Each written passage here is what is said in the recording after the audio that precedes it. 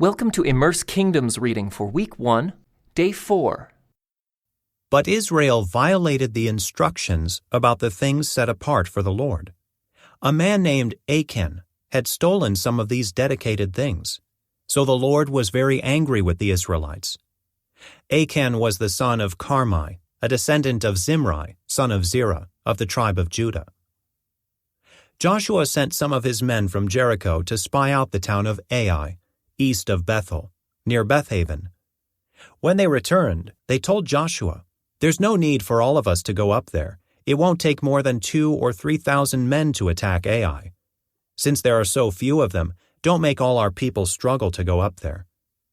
So approximately 3,000 warriors were sent, but they were soundly defeated.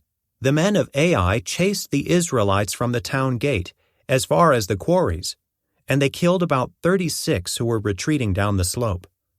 The Israelites were paralyzed with fear at this turn of events, and their courage melted away. Joshua and the elders of Israel tore their clothing in dismay, threw dust on their heads, and bowed face down to the ground before the ark of the Lord until evening. Then Joshua cried out, "O sovereign Lord, why did you bring us across the Jordan River if you are going to let the Amorites kill us? If only we had been content to stay on the other side. Lord, what can I say now that Israel has fled from its enemies? For when the Canaanites and all the other people living in the land hear about it, they will surround us and wipe our name off the face of the earth. And then what will happen to the honor of your great name?" But the Lord said to Joshua, "Get up. Why are you lying on your face like this? Israel has sinned and broken my covenant. They have stolen some of the things that I commanded must be set apart for me, and they have not only stolen them, but have lied about it, and hidden the things among their own belongings. That is why the Israelites are running from their enemies in defeat. For now, Israel itself has been set apart for destruction. I will not remain with you any longer, unless you destroy the things among you that were set apart for destruction. Get up. Command the people to purify themselves in preparation for tomorrow. For this is what the Lord, the God of Israel, says. Hidden among you, O Israel, are things set apart for the Lord. You will never defeat your enemies until you remove these things from among you. In the morning, you must present yourselves by tribes, and the Lord will point out the tribe to which the guilty man belongs. That tribe must come forward with its clans, and the Lord will point out the guilty clan. That clan will then come forward, and the Lord will point out the guilty family. Finally, each member of the guilty family must come forward, one by one. The one who has stolen what was set apart for destruction will himself be burned with fire, along with everything he has, for he has broken the covenant of the Lord and has done a horrible thing in Israel." Early the next morning, Joshua brought the tribes of Israel before the Lord, and the tribe of Judah was singled out. Then the clans of Judah came forward, and the clan of Zerah was singled out. Then the families of Zerah came forward, and the family of Zimri was singled out. Every member of Zimri's family was brought forward, person by person, and Achan was singled out. Then Joshua said to Achan, "My son, give glory to the Lord, the God of Israel, by telling the truth. Make your confession and tell me what you have done. Don't hide it from me." Achan replied, "It is true. I have sinned against the Lord, the God of Israel. Among the plunder, I saw a beautiful robe from Babylon, 200 silver coins, and a bar of gold weighing more than a pound. I wanted them so much that I took them. They are hidden in the ground beneath my tent, with the silver buried deeper than the rest." So Joshua sent some men to make a search. They ran to the tent and found the stolen goods hidden there, just as Achan had said, with the silver buried beneath the rest. They took the things from the tent and brought them to Joshua and all the Israelites. Then they laid them on the ground in the presence of the Lord.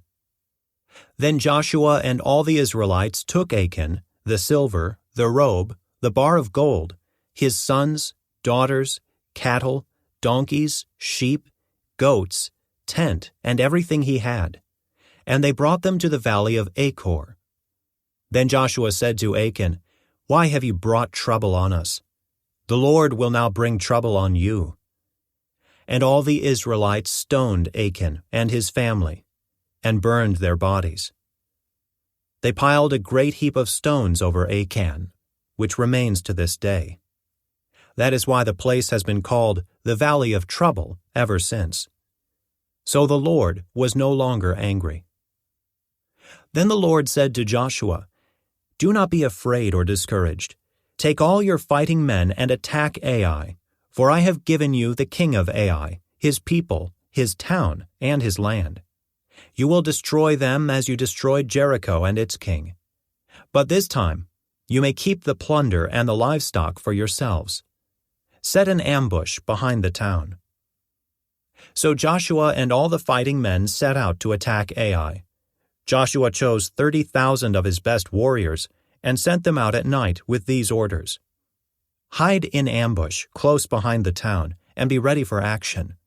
When our main army attacks, the men of Ai will come out to fight as they did before, and we will run away from them.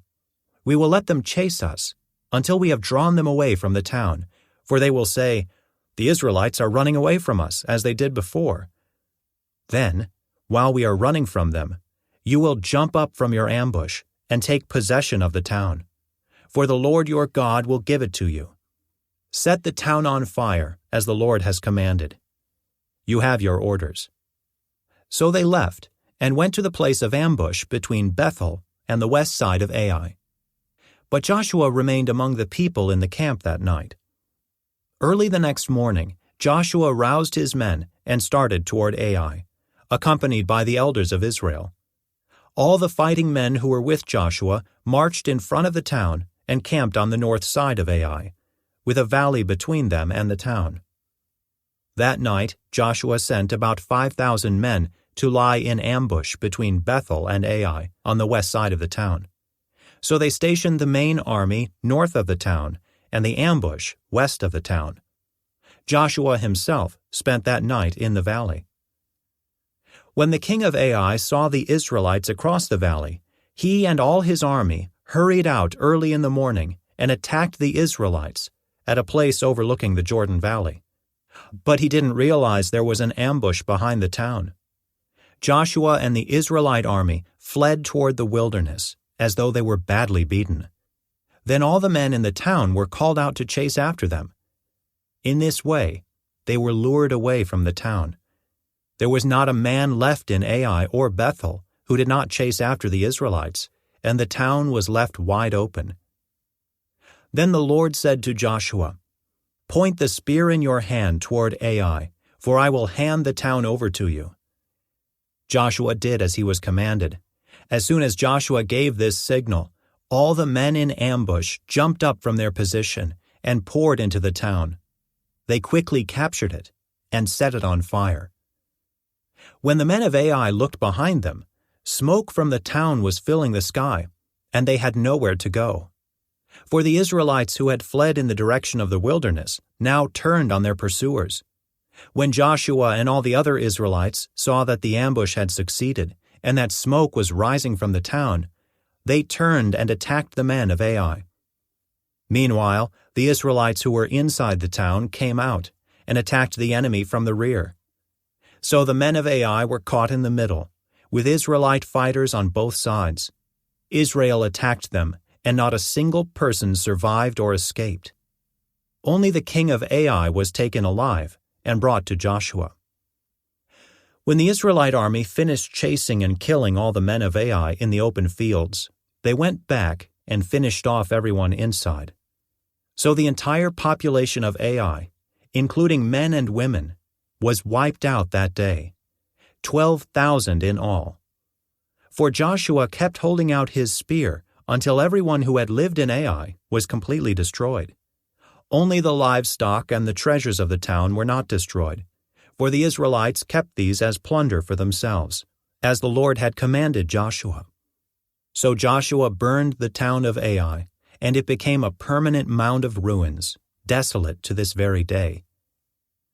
Joshua impaled the king of Ai on a sharpened pole, and left him there until evening.